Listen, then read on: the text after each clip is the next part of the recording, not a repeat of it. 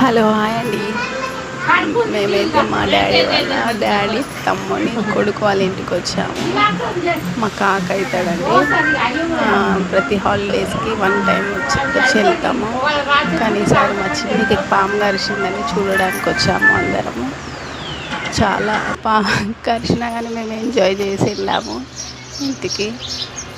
Morning లేవగానే వేప పుల్లలు నోట్లో వేసి పళ్ళు తోముతూ వాతావరణం అంతా చూస్తూ ఎంజాయ్ చేస్తున్నామండి.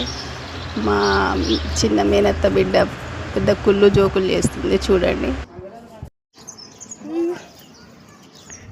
సేమ్ సిచ్యువేషన్, అందరు డబ్బా పట్టుకుని పోవాలి ఊర్లలోకి వస్తే ఇదే బాధ. నాకైతే ఏరియానే అవసరం వాడు పోతే బాత్రూమ్లలో అలవాటు అయ్యి.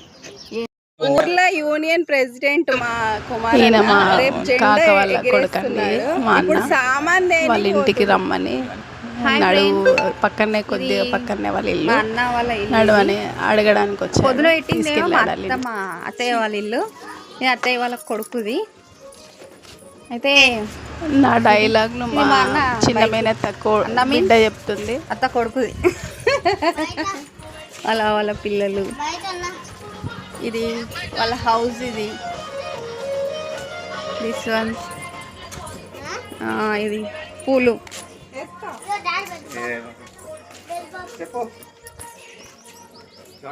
అదే అది వాష్రూమ్, అది ఏరుగొస్తాలో పోతారు.